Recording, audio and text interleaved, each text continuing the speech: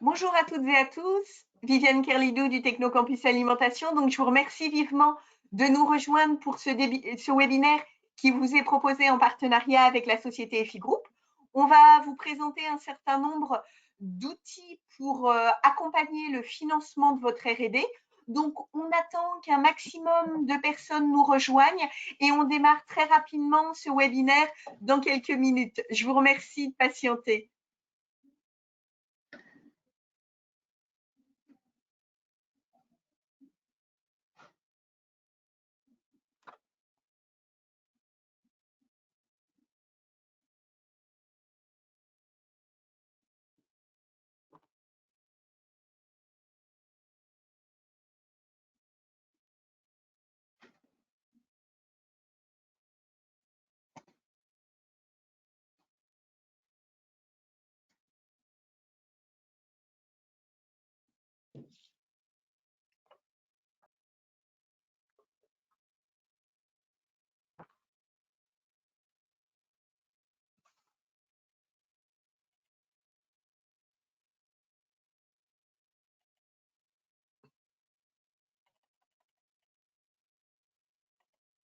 Alors, on va attendre encore quelques minutes, le temps que tout le monde puisse se connecter. Donc, je me présente aussi également. Bonjour, donc Caroline Leclerc, responsable de Business Unit chez FI Group, qui va faire une partie notamment de cette présentation.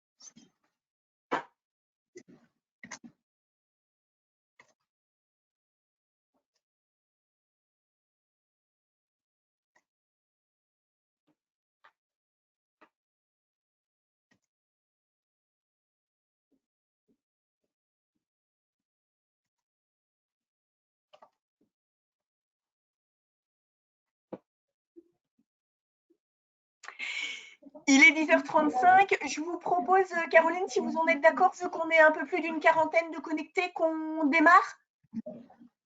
C'est bon, c'est parti. Allons-y. Ok.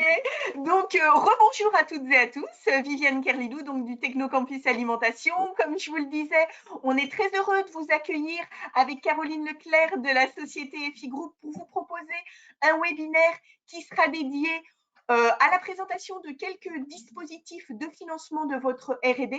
Donc, suite à une brève introduction, Caroline embrayera sur la présentation et la typologie des travaux éligibles au crédit impôt recherche dans l'agroalimentaire. Et suite à cette présentation, je conclurai en vous présentant quelques dispositifs de financement de la R&D et de l'innovation proposés par la région des Pays de la Loire, ainsi que l'agenda des prochains événements. Donc, pour des raisons de praticité, l'ensemble des micros est coupé, mais vous pouvez tout à loisir poser vos questions via le chat. On se fera un plaisir d'y répondre après chaque intervention. Et vous aurez également dans cette présentation l'ensemble de nos contacts. Donc, vous pourrez sans souci joindre Julien Moqueur d'EFI Group ou moi-même du TCA si vous avez d'autres questions à poser. Le webinaire est enregistré. Donc, on vous transmettra, suite à la session de ce matin, le lien vers l'enregistrement pour, si vous souhaitez, le reconsulter ultérieurement. Un rappel peut-être, le Technocampus Alimentation s'inscrit dans une politique régionale de soutien aux entreprises du territoire des Pays de la Loire, donc dans un réseau de 5 technocampus dédiés à l'usine du futur, à l'électronique, à l'IoT, aux matériaux composites, aux énergies marines, également en devenir à la robotique et à la cobotique, aux énergies des océans et à l'acoustique. Donc, ce réseau des technocampus a pour vocation d'accompagner les entreprises du territoire régional sur leur développement, leur innovation et leur R&D pour renforcer leur compétitivité. Au niveau du Technocampus Alimentation, pour ceux qui connaîtraient, on reprend les missions qui étaient dévolues à l'association Cap Aliment. Donc, on vous propose de l'accompagnement du conseil individuel pour tous vos projets de développement de R&D et d'innovation, avec la recherche de partenaires, de prestataires potentiels, de cofinancement public.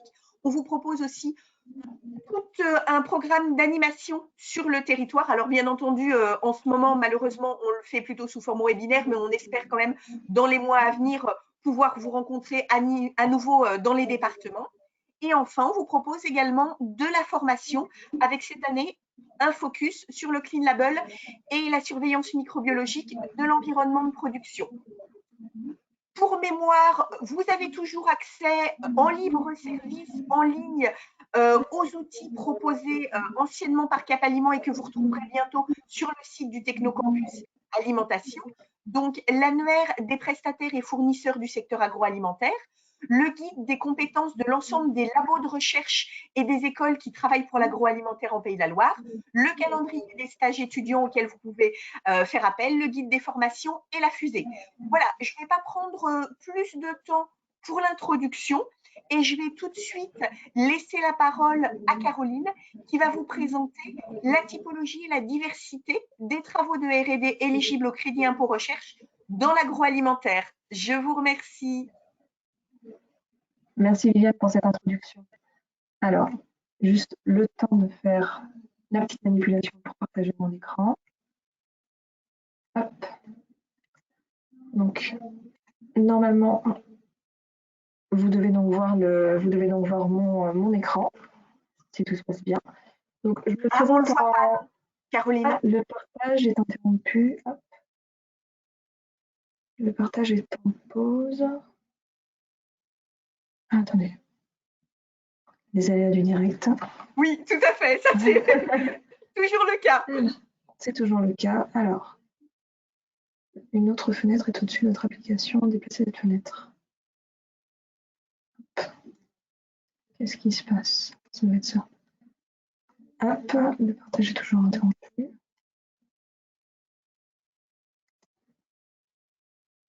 Attendez.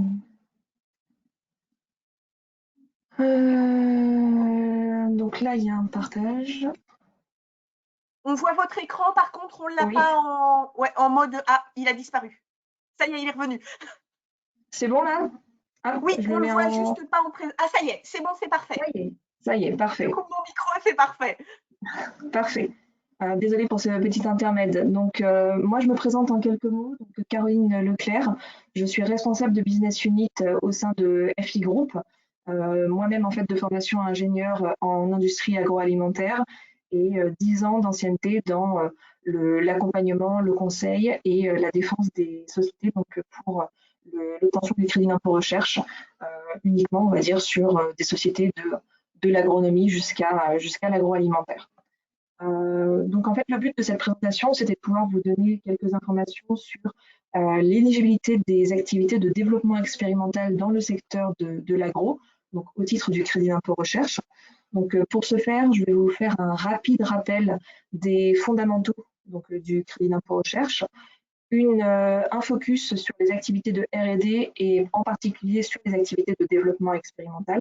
Et ensuite, on verra de manière concrète comment ça s'applique dans le domaine de l'agronomie et de l'industrie agroalimentaire. Donc, déjà, donc, un rappel sur les fondamentaux du dispositif. Donc, le crédit d'impôt recherche, c'est un dispositif en fait, d'incitation fiscale qui vise à récupérer une partie des dépenses que vous engagez en R&D sous la forme en fait, d'un crédit d'impôt. C'est un dispositif qui existe depuis presque 40 ans en fait, maintenant, qui a été mis en place en 1983 et dont l'objectif était en fait d'accroître la compétitivité des entreprises en les accompagnant dans leur effort de R&D pour in fine que l'effort en fait, français en termes d'investissement R&D atteigne 3% du PIB.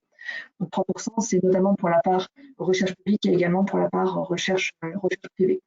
Donc c'est un dispositif qui vise vraiment à augmenter le socle des connaissances scientifiques dans le domaine et aussi, surtout, encourager l'utilisation de celles-ci pour de nouvelles implications.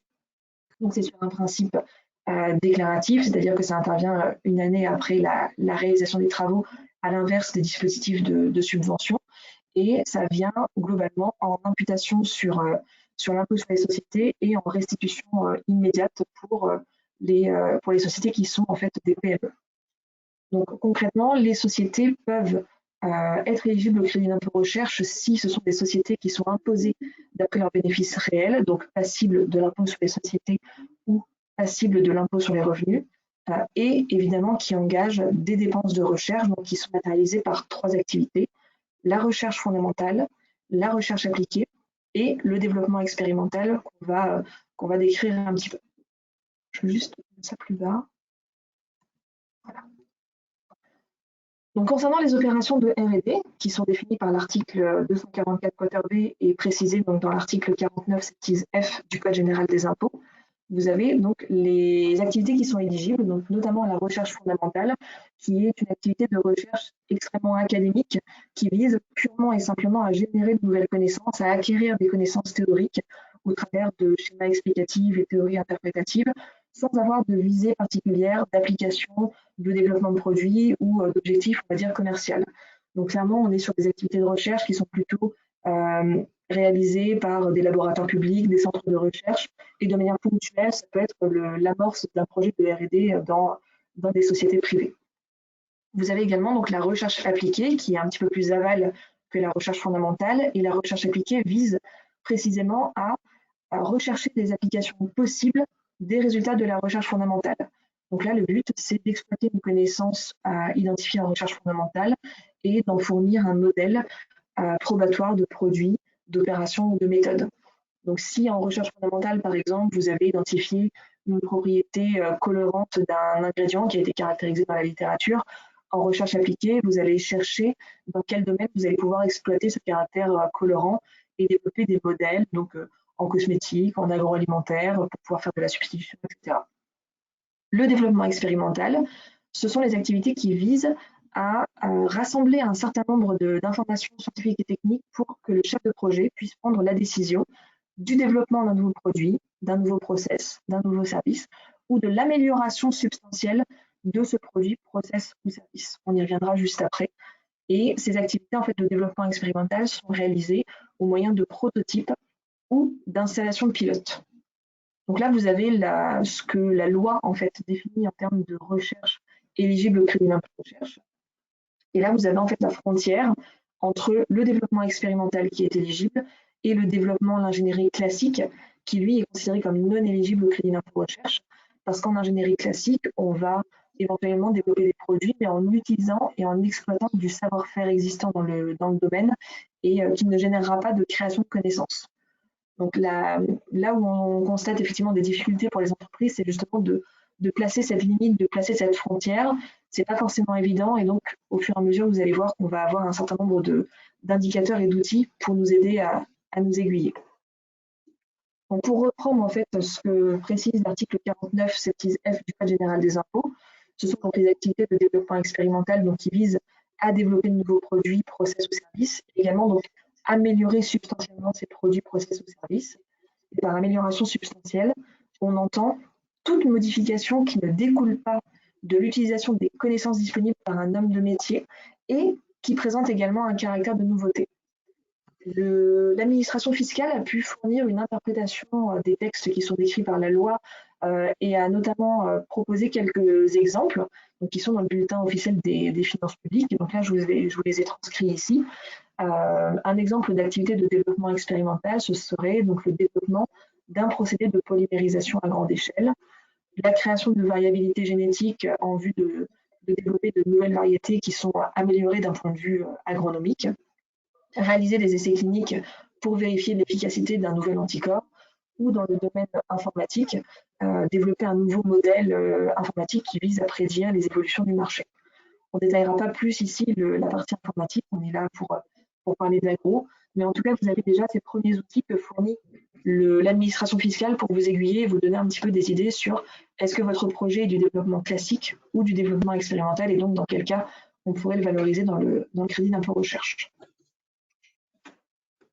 Au-delà de ces définitions, en fait, on se rend compte que c'est effectivement pas toujours évident de pouvoir étudier, apprécier et avoir une étude vraiment très objective de ce qui peut être éligible. on se heurte effectivement à une interprétation par toutes les personnes, hein, par les chefs de projet R&D, par les experts qui étudient les dossiers. Et donc, là, le but de la suite, c'est qu'on vous fournisse encore d'autres indicateurs pour savoir comment étudier un projet. Et donc, en fait, un projet est éligible si on en étudie effectivement le périmètre, mais il faut regarder aussi de manière un petit peu plus large quel peut être le contexte dans lequel le projet s'inscrit. Le contexte peut donner une indication sur son caractère éligible. Et ensuite, l'éligibilité se défend au moyen d'un faisceau d'indicateurs, un faisceau de preuves. Concrètement, on ne pourra jamais attester à 100% qu'un projet est éligible. Même un projet soutenu par un thésard-cifre avec des publications peut se faire questionner, challenger en cas de contrôle. Et à l'inverse, même un projet très aval de développement d'un nouvel outil de production peut, si on en montre suffisamment de faisceaux de preuves, devenir en fait un projet qui est éligible. Donc justement, concernant les critères d'éligibilité, donc là, ce sont des critères qui sont définis dans le manuel de Frascati, qui fournit en fait une définition à l'échelle internationale de ce qu'est la recherche et développement. Et dans son édition de 2015, le manuel a fourni 5 critères pour pouvoir indiquer si un projet peut respecter la demande en termes de CIR sur l'éligibilité. D'abord, il faut que le projet soit nouveau, qu'il y ait un caractère de nouveauté, que ça génère de nouvelles découvertes. Ah, mon mode présentation. Vous voyez encore un mode présentation? Oui, c'est bon. Ensuite, il faut que le projet se heurte à des incertitudes scientifiques et également à des verrous technologiques. Il faut que l'atteinte du projet soit conditionnée effectivement par la levée de ces incertitudes et ces verrous. Pour pouvoir lever ces incertitudes et ces verrous, une démarche expérimentale, scientifique et également une preuve de créativité dans la conduite du projet est également nécessaire. La formulation d'hypothèses, la réalisation d'essais sur différentes échelles, dans différentes conditions. Naturellement, pour pouvoir mener... oui. Excusez-moi, Caroline, je vous interromps 2 secondes parce que vous n'êtes plus en mode diaporama. Ah, d'accord. Pourtant, ça n'a jamais rien touché. On va recommencer. Hop. Et je vais repasser en mode diaporama.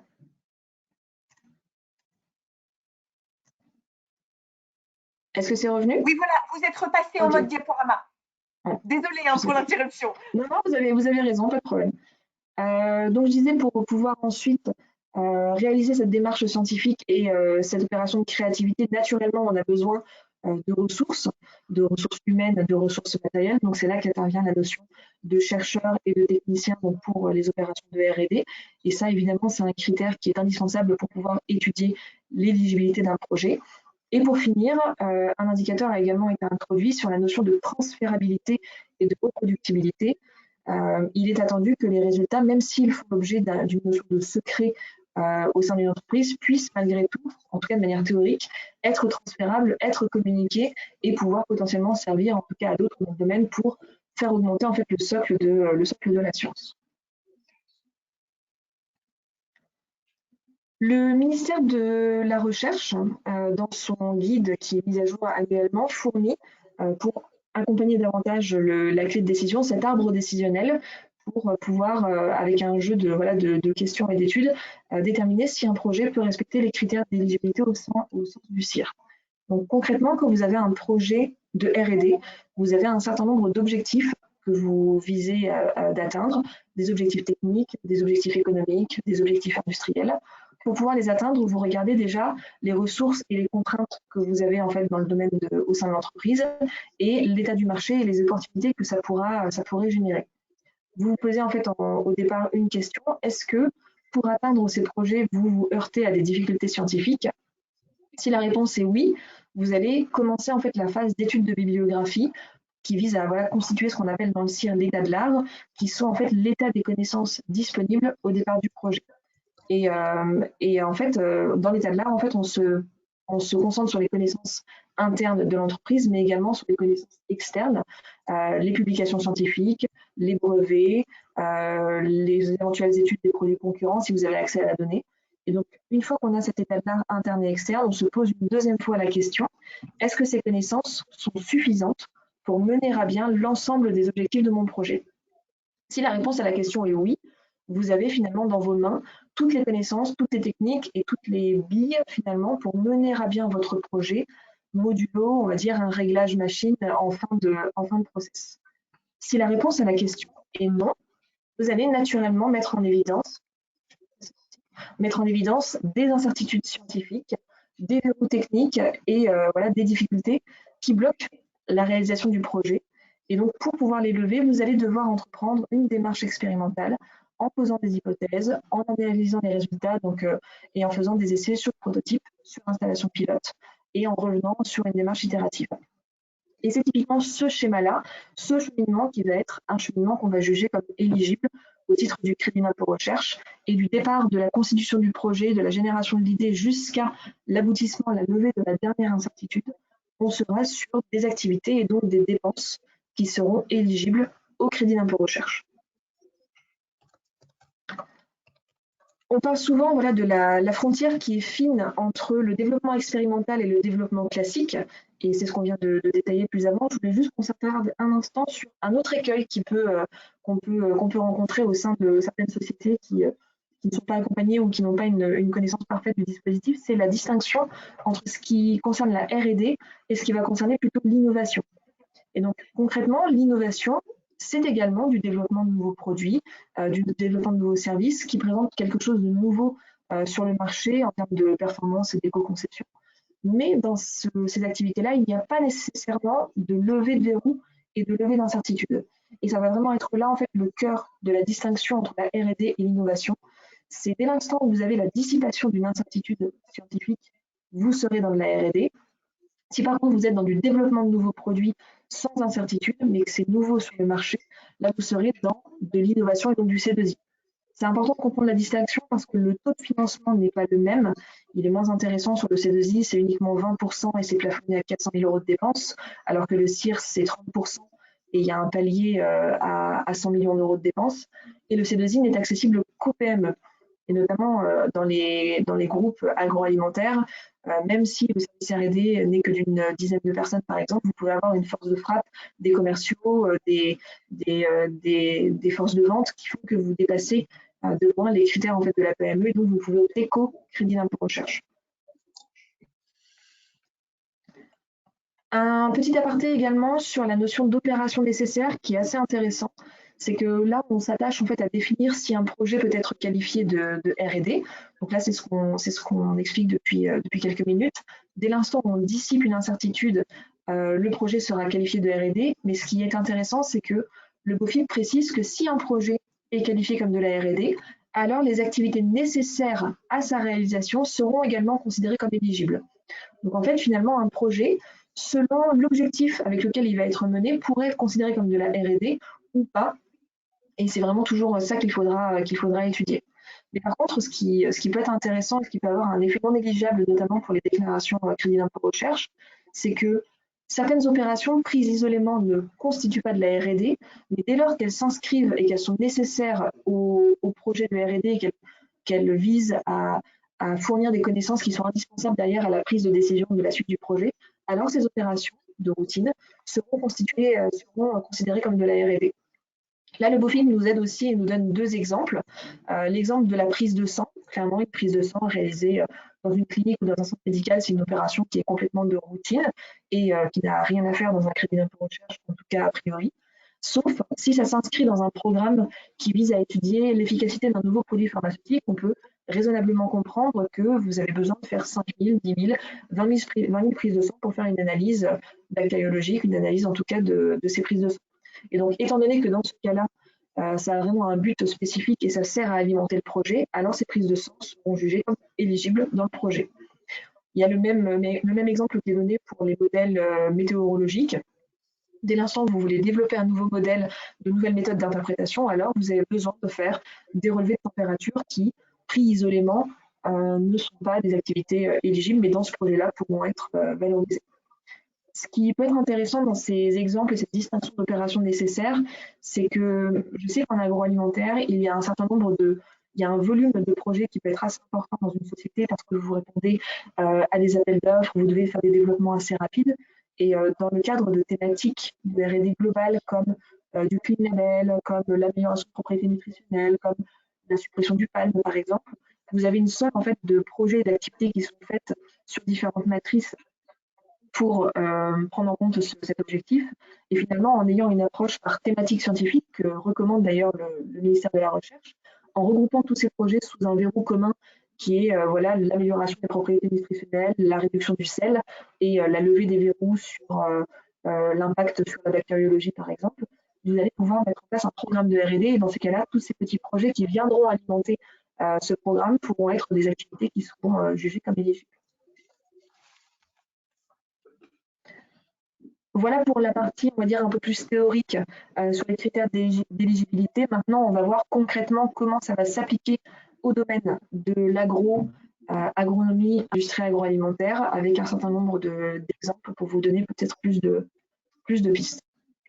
Donc déjà pour commencer, une petite vue d'ensemble sur ce qui est la recherche en agro. Donc on se rend compte en fait que dans le secteur industriel, en agro, il est extrêmement vaste. Ça va de la nutrition humaine, la nutrition animale, l'agronomie, le développement de packaging, il y a un petit peu de chimie, il y a de la mécanique parfois. Et donc c'est quelque chose qui est assez vaste et c'est un petit peu compliqué, je pense, parfois de se positionner sur l'éligibilité d'un projet, si on est sur un projet peut-être de mécanique, sur un process. Et ce qu'on réalise, notamment avec les études statistiques nationales et avec nous, notre expérience terrain, c'est que parfois la vision de l'éligibilité et notamment du développement expérimental peut être tronquée.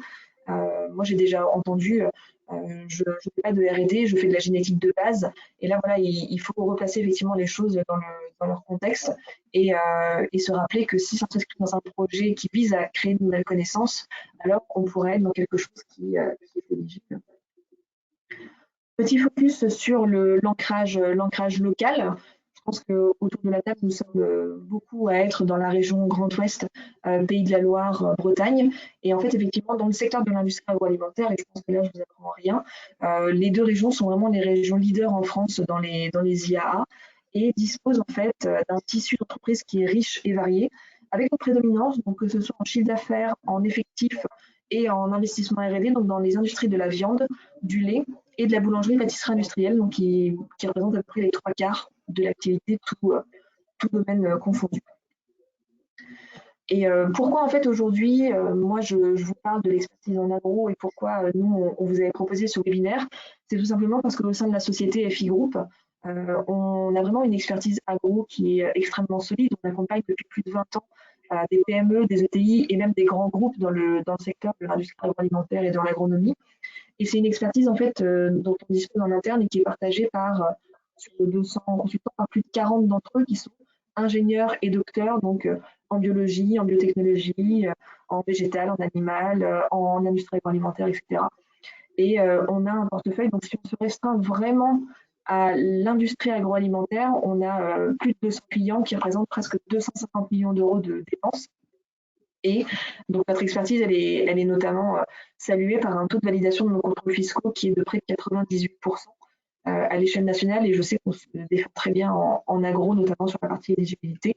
Donc voilà, c'est pour ça qu'on a un certain retour d'expérience en fait sur les activités, les dépenses, les typologies de projets qui sont accueillis favorablement ou pas par des experts. Et voilà, on peut vraiment facilement bien affiner cette barrière entre développement classique et développement expérimental. Alors, je voulais vous partager cet écran. C'est quelque chose qui est paru il y a une petite semaine sur le site du ministère de l'Agriculture. C'est dans le panorama des industries agroalimentaires de 2020, où vous avez donc sur la partie camembert à droite les dépenses de R&D et d'innovation qui sont déclarées au CIR par secteur en 2016 et sur l'histogramme à gauche, les dépenses d'innovation rapportées par chiffre d'affaires. Je pense que c'est deux chiffres qui sont assez intéressants. On voit sur la partie dépenses de R&D que finalement, le secteur des produits laitiers, des autres produits alimentaires et notamment de la viande sont des secteurs sur lesquels la majorité en fait du crédit d'impôt recherche est déclarée. C'est eux qui reprennent finalement la plus grande part du gâteau, qui est d'à peu près 1 milliard d'euros de dépenses en agroalimentaire. Mais par contre, si on regarde le ratio de dépenses d'innovation par rapport au chiffre d'affaires, on voit qu'il y a vraiment une assez forte hétérogénéité, surtout le secteur de la boulangerie-pâtisserie qui se distingue avec un très très fort investissement en fait en recherche, qui ne se retrouve peut-être pas finalement autant dans le diagramme camembert. Mais ce graphe-là, il est assez intéressant parce que vous pouvez, vous, à votre échelle, vous positionner justement, avoir un peu une idée par rapport au secteur de votre entreprise. Si vous regardez le chiffre d'affaires que réalise votre entreprise, vous voyez par exemple dans le secteur de la viande, si vous avez, je ne sais pas, 100 millions d'euros de chiffre d'affaires, alors en toute logique, d'après les statistiques, il y aura à peu près 1 million d'euros de R&D, de dépenses. Et donc, est-ce que ça transparaît autant dans les assiettes de cire? Voilà, il y a une analyse éventuellement à fournir. Alors, concernant les domaines scientifiques en fait, d'un projet agro, je pense que quand on parle de projet agroalimentaire, on parle souvent voilà, de la science des aliments, on parle voilà, des ingrédients, mais finalement, on ne va pas au fond des choses et on n'aborde pas l'ensemble des domaines scientifiques qui peuvent être pris en compte et donc dans lesquels il peut y avoir de la R&D en agroalimentaire. Donc, en amont en fait, d'un projet en agroalimentaire, vous avez toute la phase sur les ingrédients, sur le matériel vivant, où là, vous avez forcément éventuellement de la biotechnologie qui peut intervenir. Naturellement aussi, une grosse part des projets en agro peut commencer par des études en fait en agriculture et en agronomie. Donc là, vous pouvez avoir de la recherche sur des variétés, sur l'impact voilà, de l'utilisation ou non de produits phyto, de nouveaux itinéraires culturaux, etc. Et là, vous avez des connaissances qui sont générées sur les performances agronomiques de certaines variétés par rapport à d'autres. Donc là, on est sur la partie expérimentation et voilà également assez amont. Une fois que vous avez en fait tous les ingrédients entre une phase un petit peu de chimie, de formulation et là de sciences des aliments, et je pense que ça c'est la phase qui est peut-être la mieux couverte à mon avis dans les déclarations de R&D, où à l'échelle du laboratoire et dans des conditions contrôlées, vous développez des matrices qui viennent à associer des ingrédients techniques, des ingrédients avec certaines fonctionnalités, et vous voyez quelles peuvent être les propriétés microbiologiques, organoleptiques, technologiques de vos matrices donc en conditions contrôlées. Et donc là, on est vraiment sur de la formulation. Il y a également en fait une phase non négligeable de monter en fait en échelle. Une fois que vous avez votre matrice qui fonctionne à l'échelle contrôlée, vous la montez en échelle et vous la passez sur un pilote ou sur un essai industriel. Et là, vous vous heurtez en fait à un certain nombre de variables que vous n'avez pas à l'échelle du laboratoire. Et là, ça peut être également générateur d'incertitudes. Et donc là, par exemple, si vous appliquez pour des plats cuisinés un procédé thermique de stérilisation, de cuisson, etc., là, on va être sur du domaine du génie des procédés, de mécanique, si vous avez de la mise en forme, du formage, de la découpe, etc., et de la mécanique des fluides éventuellement, selon la nature de vos produits. Et le dernier pan, qui est un petit peu plus à la marge, mais sur lequel on peut également avoir de la R&D, c'est sur la partie effectivement conditionnement et emballage, où si vous avez comme but de réduire de 50% la quantité de vos emballages sans impacter la résistance mécanique, la tenue au transport de vos produits, vous pouvez vous heurter effectivement à des difficultés sur voilà, la cinématique de déformation d'un emballage, ou ça peut aussi engendrer des recherches sur de nouvelles technologies pour maintenir la conservation de certains produits. On peut encore avoir des projets qui peuvent être très éligibles à ce stade. Donc voilà concrètement, donc là sur la chaîne de création de valeur, l'ensemble des domaines sur lesquels vous pouvez avoir en fait des activités et des dépenses de R&D. Et comme on peut le supposer, vous pouvez avoir en fait sur la partie chimie, formulation, sur des éléments un service R&D, mais finalement sur les autres parties du secteur, vous pouvez avoir des opérateurs saisonniers, des techniciens agricoles, vous pouvez avoir des directeurs de production, vous pouvez avoir des ingénieurs méthode, qualité, chefs de projet emballage, qui peuvent être complètement, en tout cas, partie prenante d'un projet qu'on considérera comme de la R&D au sens du cercle.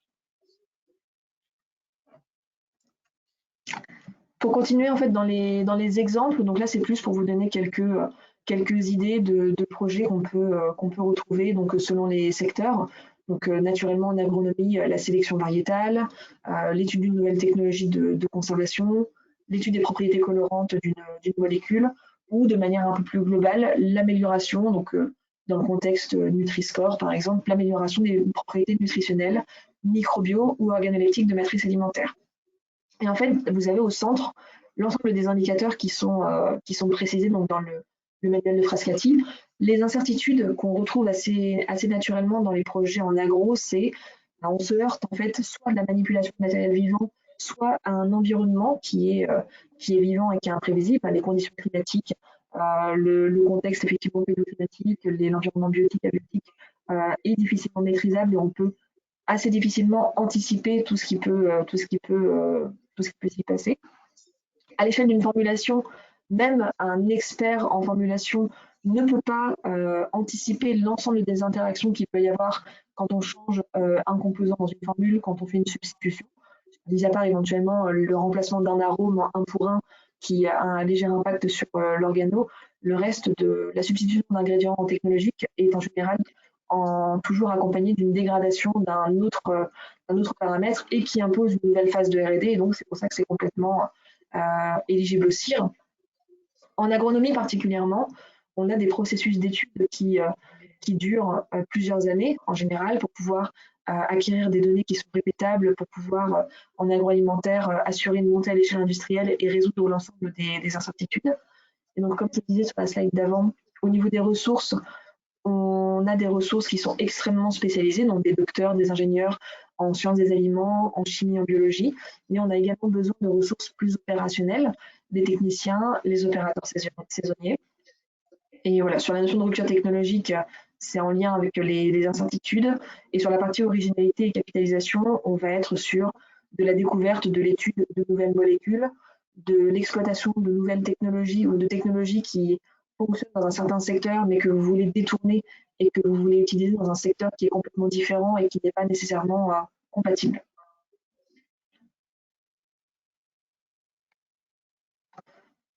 Alors, est-ce qu'un projet est éligible, non éligible ou à étudier? Donc là, on vous a fourni un certain nombre d'exemples dans l'agronomie et ensuite dans d'autres secteurs pour vous donner encore quelques clés pour vous aider dans vos projets. Concrètement, en agronomie, les projets qui vont être éligibles, ce sont tous les projets qui visent à générer de nouvelles connaissances dans le cadre de la sélection variétale, dans le cadre de la formulation de solutions qui sont améliorées d'un point de vue technologique ou dans l'amélioration des itinéraires techniques, toujours évidemment à condition que ça se heurte à des incertitudes scientifiques. Ce qu'on va étudier selon le contexte, c'est le développement de plateformes d'expérimentation de solutions du marché. Donc là, selon l'objectif en fait de ce développement de plateforme et selon l'avancement en fait dans le projet sur est-ce que c'est avant l'homologation ou l'inscription, on va ou pas réussir à mettre en évidence de la génération de connaissances et de la levée d'incertitudes. Par contre, ce qui sera toujours considéré comme non éligible, c'est le développement de plateformes de démonstration. Donc là, c'est quand vous avez quelque chose qui est abouti et que vous voulez juste le démontrer pour des visées marketing, commercial et communication. Là, on ne pourra pas arguer sur de la génération de nouvelles connaissances. Et donc, voilà, forcément, là, ce sera des activités qui ne seront pas éligibles. Concernant donc, la partie alimentation, donc l'alimentation en fait humaine et également animale, ce qui va être éligible, c'est vraiment la partie formulation, toute l'activité de création de nouvelles formules ou de modification de formules pour en améliorer les propriétés, l'expérimentation de nouveaux ingrédients ou de nouveaux usages.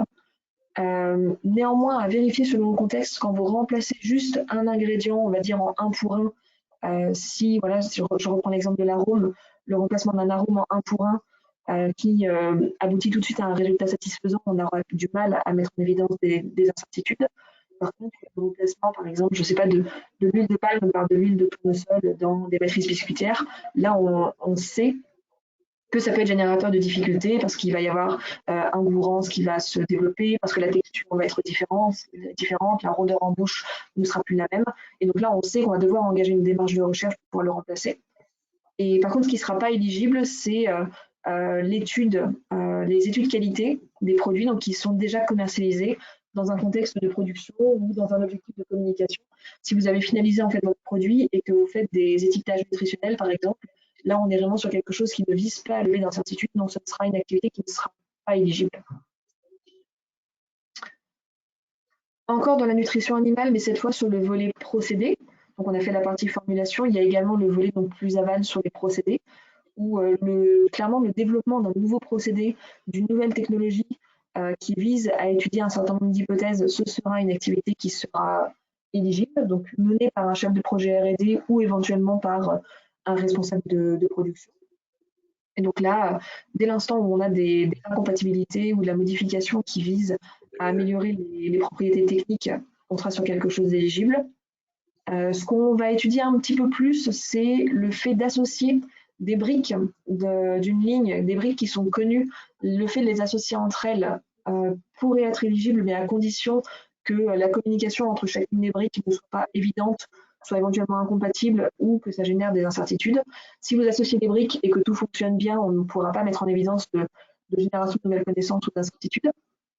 Et par contre, ce qui sera systématiquement non éligible, c'est l'acquisition l'acquisition d'un nouvel outil que votre fournisseur vous propose en vous donnant, on va dire, un cahier des charges en expliquant comment le régler. Et si tout fonctionne bien, on ne pourra pas mettre en évidence d'acquisition de connaissances.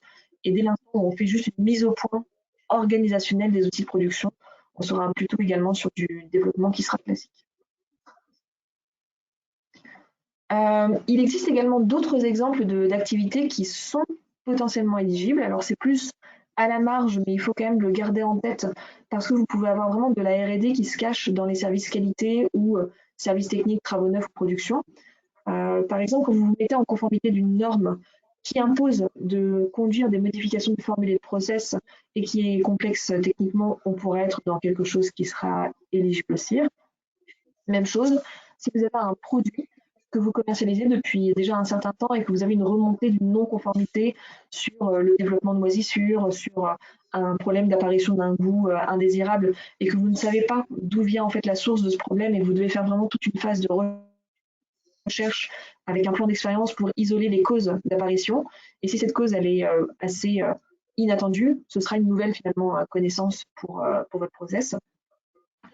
Le développement de nouveaux procédés d'extraction, de transformation qui se heurtent effectivement à une incertitude sur comment va se comporter l'ingrédient ou la matrice suite à la sortie du process, ce sera quelque chose également d'éligible.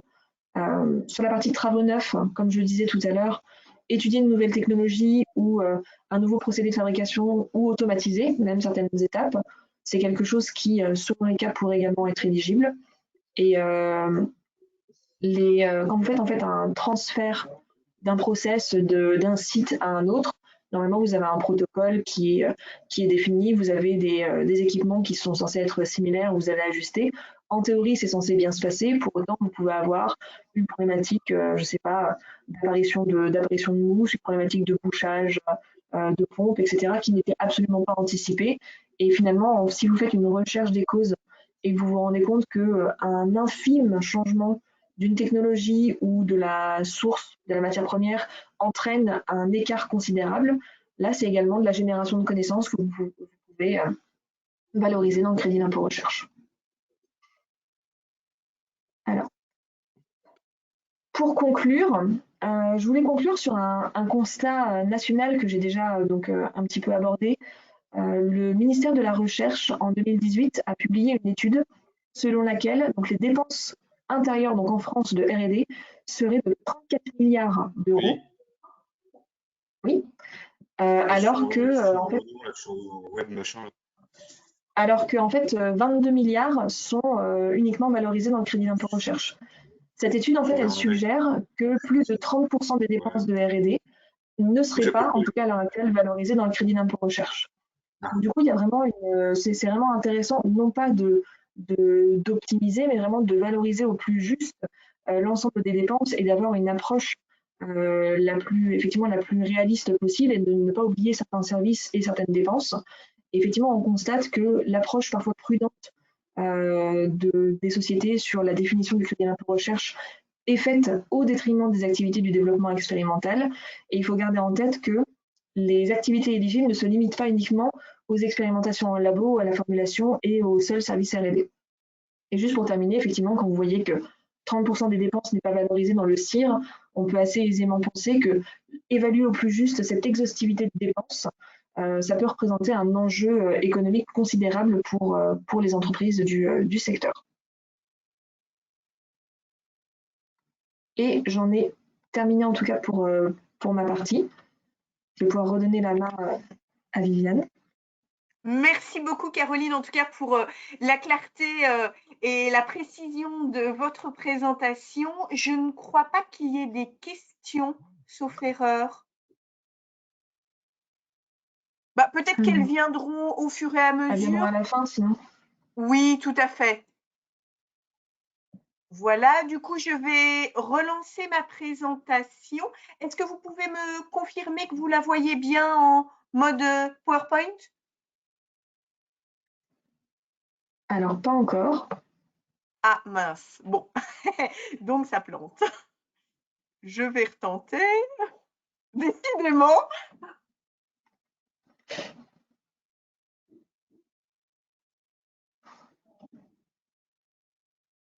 Et là, toujours pas? Alors, moi, je ne vois rien encore. Mince.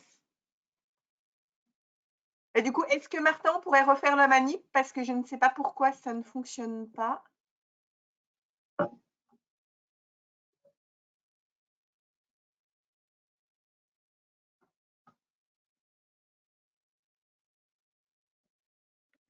Bon, bah et sinon, est-ce que Alors, éventuellement, je vais essayer de représenter du coup. ouais, et Hop. puis voilà, et si ça vous ennuie pas, Caroline, du Non, coup, non, pas de souci. Est-ce que c'est bon pour vous? oui, pour moi, c'est parfait. Ok. Merci beaucoup. Allez. Voilà. Donc, on voulait en fait vous proposer de terminer ce webinaire par la présentation de quelques dispositifs de financement de la R&D et de l'innovation complémentaires. Donc là, on n'est pas sur du crédit d'impôt, on est vraiment sur du dispositif qui permettent d'avoir accès à de la subvention et ou du prêt à taux zéro ou avance remboursable. Donc, bien entendu, ce n'est pas exhaustif. Mais j'ai essayé d'être relativement représentative de ce à quoi vous pouvez avoir accès, je dirais, de la TPE au grand groupe, quel que soit le nombre de salariés, avec des critères de dépenses qui vont de quelques dizaines de milliers d'euros à 1 million d'euros à peu près. Donc, je vais commencer par vous présenter le premier dispositif qui s'appelle Pays la Loire Initiative Innovation, qui est accessible aux TPE et aux porteurs de projets. Donc, c'est intéressant parce que c'est le seul dispositif qui soit accessible en création d'entreprise. Donc, c'est un dispositif qui permet d'accompagner de l'innovation, produits, process, de l'étude de faisabilité, de la validation de stratégies marché, d'usage, et c'est une subvention, donc cet accompagnement qui a atteint environ 70% des dépenses éligibles avec un maximum de 7 000 euros hors taxe. C'est un dispositif qui est très facilement mobilisable. Il est voté en commission permanente tous les mois, donc il peut être, enfin les dossiers peuvent être déposés tous les mois et la réponse est relativement rapide. Donc, je vais passer au dispositif suivant. Merci beaucoup. C'est l'appel à projet résolution. Cet appel à projet, son intérêt, c'est qu'il permet d'accompagner sous forme d'une subvention de 20 000 euros un solutionneur qui vous apportera une solution technologique si vous rencontrez un problème en fait lié à une innovation, là encore, produit, process, service. Et l'intérêt de ce dispositif, c'est qu'il est accessible en fait à tout type d'entreprise, de la TPE au grand groupe. Le dispositif se décline en fonction des différentes filières industrielles et actuellement, il est ouvert pour l'agriculture et l'agroalimentaire et sa date de clôture est le 26 février prochain. Donc, vous avez à chaque fois les liens vers les dossiers à remplir et puis vous pouvez bien entendu me contacter si vous voulez plus d'informations. Le dispositif suivant est Pays de la Loire Accès Innovation. Il est géré par BPI France et là, il va vous permettre d'accompagner des études industrielles, de l'activité expérimentale, des études technico-économiques, par exemple, des études stratégiques, avec une aide maximum de 50 000 euros qui représente environ 50% des dépenses éligibles. Et comme je vous le disais, c'est géré par BPI France. Le dispositif suivant est un dispositif de plus grande ampleur qui revêt un caractère collaboratif puisqu'il s'agit d'un appel à projet R&D collaborative, donc proposé par la région Pays de la Loire. Il permet d'accompagner des projets avec un minimum de 3 partenaires, dont maximum un labo de recherche académique. Il faut qu'il y ait forcément dans les partenaires industriels une PME et ce dispositif va permettre d'accompagner des projets de 2 ans maximum et d'1 million d'euros de budget maximum avec soit de la subvention en totalité pour les primo-innovants collaboratifs, soit un mix subvention prêt à taux zéro pour les gens qui ont déjà bénéficié de subventions dans le cadre de projets collaboratifs, avec des taux d'aide de 60% pour une TPE et dégressifs jusqu'à 30% pour un grand groupe. Donc, pour avoir plus d'infos sur ce dispositif, là, je vous invite à vous rapprocher des pôles de compétitivité et notamment sur l'agroalimentaire, soit de Valorial, soit de Végépolis Vallée.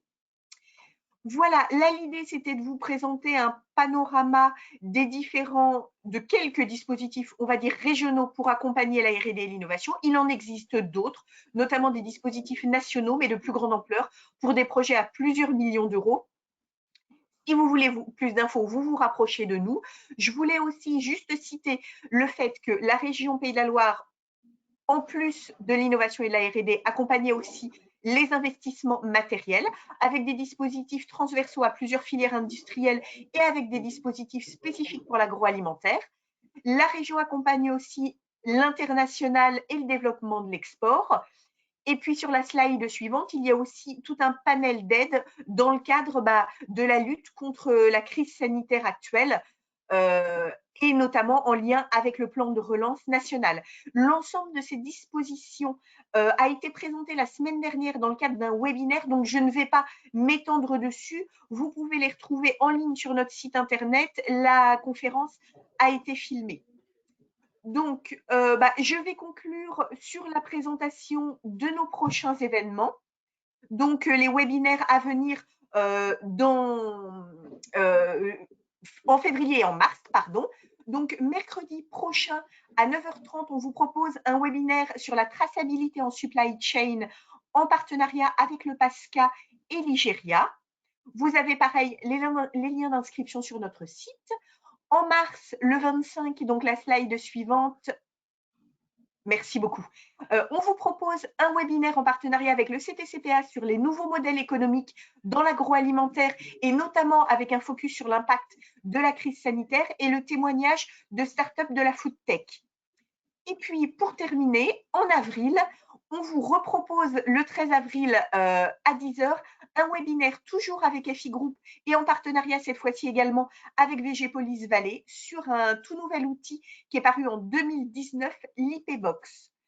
Voilà pour les prochains événements. Vous les avez aussi sur notre agenda. Vous avez l'ensemble de nos coordonnées sur les présentations.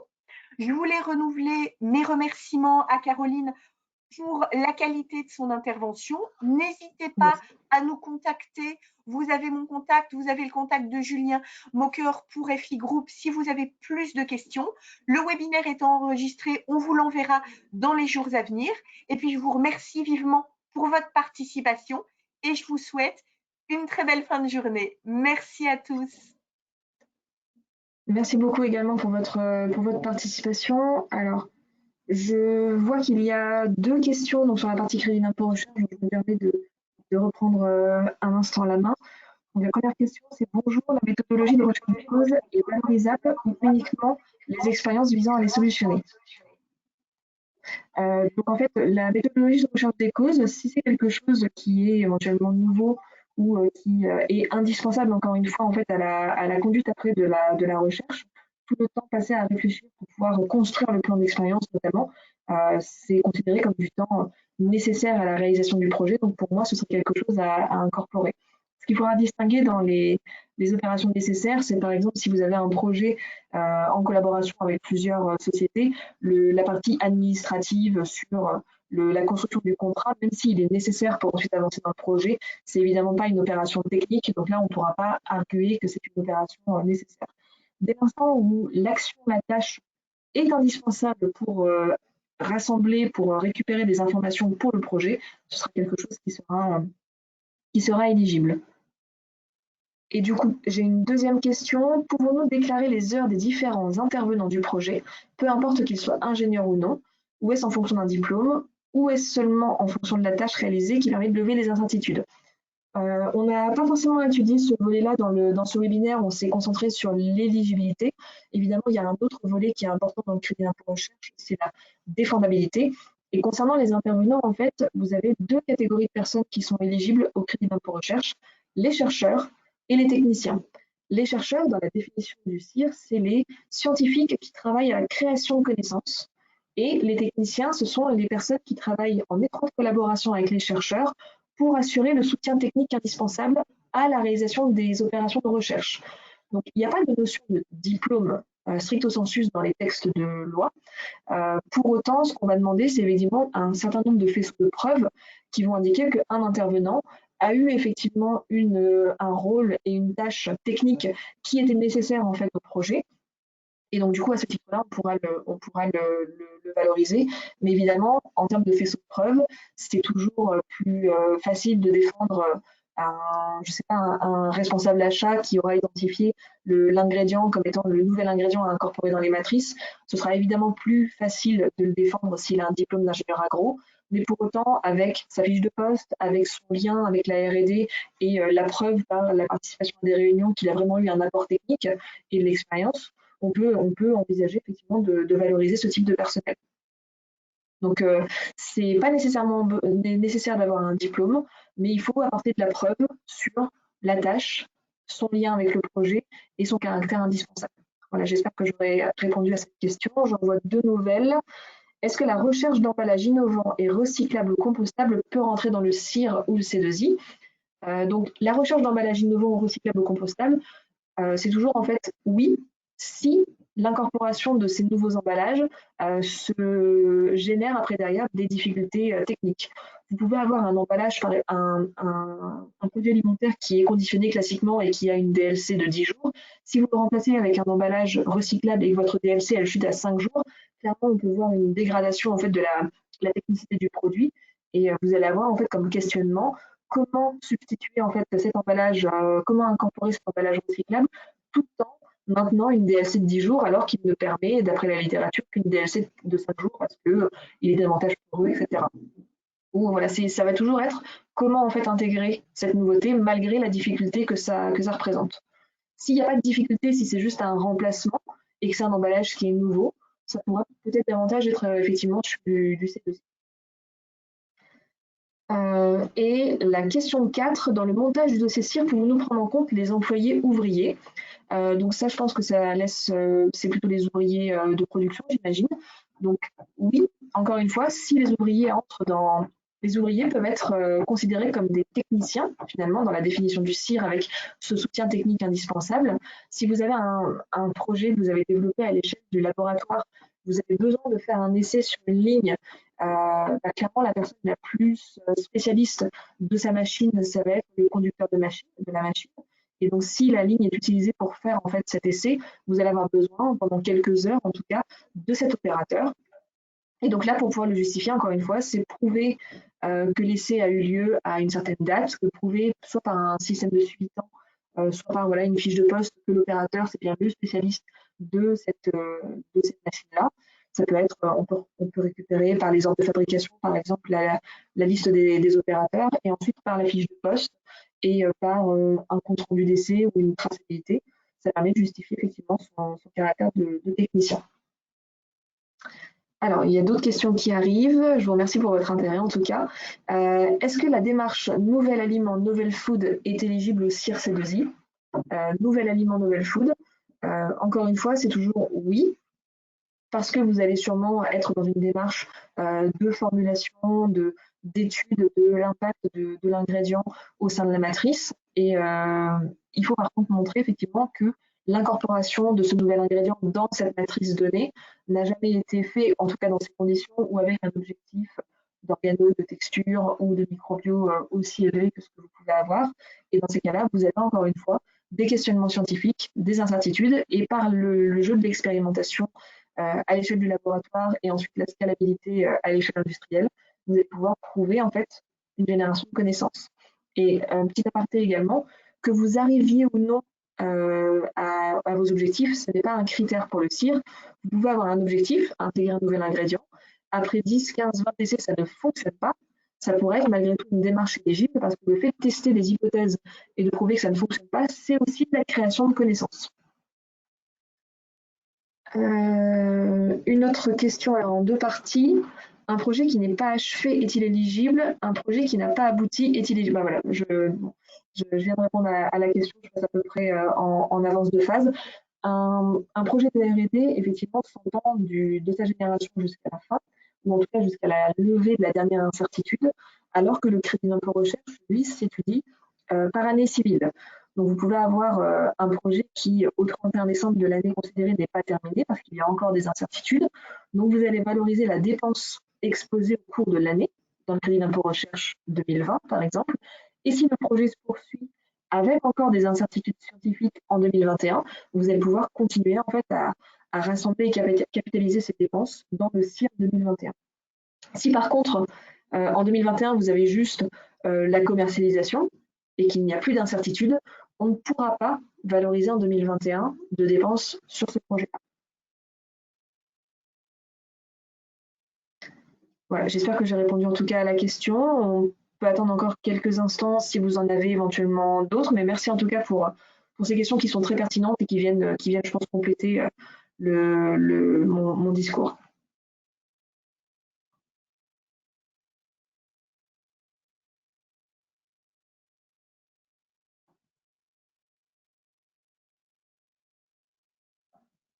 Bon, je pense qu'il n'y a pas d'autres questions, en tout cas. Est-ce que Julien, tu veux le mot de la fin? Ah, il y a une dernière question, pardon. Y a-t-il une structure de rédaction du projet à respecter? Si oui, pouvons-nous récupérer ce modèle? Alors oui, et effectivement, et notamment cette structure de rédaction, elle est, on va dire, proposée par le ministère de l'Enseignement supérieur et de la Recherche.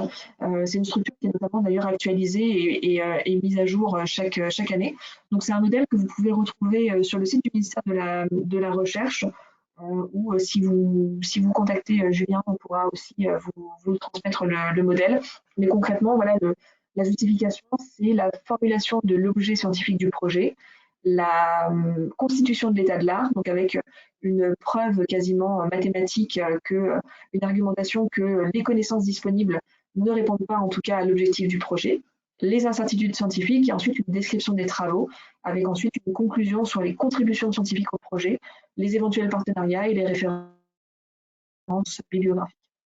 Mais vous pouvez retrouver sur Internet où on pourra vous envoyer le modèle sans aucun problème. Et donc, question 8, quelle est la date du dépôt des projets? Alors ça dépend en fait de la date de clôture des exercices de l'entreprise. Pour les sociétés qui clôturent donc, leur exercice au 31 décembre, la date en fait limite de dépôt des déclarations de crédit d'impôt recherche, elle est fixée au 15 mai de l'année suivante. Donc là, en fait, sur la période de janvier-mai, on est en train, nous, de faire les calculs et les déclarations des crédits d'impôt recherche 2020 des sociétés qui clôturent au 31 décembre. En agroalimentaire, notamment en agriculture, vous pouvez avoir des dates de clôture au 30 juin, par exemple, pour suivre le calendrier, on va dire le calendrier agricole. Et là, dans ces cas-là, pour les exercices décalés, c'est 3 mois et demi après la date de clôture où vous devez déposer le montant de crédit d'impôt recherche et les CERFA correspondants. Donc pour le 30 juin, ça nous amène à fin septembre, mi-octobre.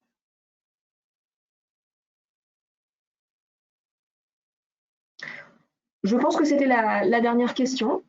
En tout cas, moi, je vous remercie de l'intérêt que vous avez porté à cette présentation. Si vous avez besoin de plus d'informations, on peut bien évidemment échanger. Et voilà, les questions que je vois poindre me disent que finalement, peut-être qu'il y a un sujet sur la matérialité, la structuration et la défendabilité des dossiers pourrait être intéressant. Donc, pourquoi pas rester connecté et peut-être qu'on fera ça.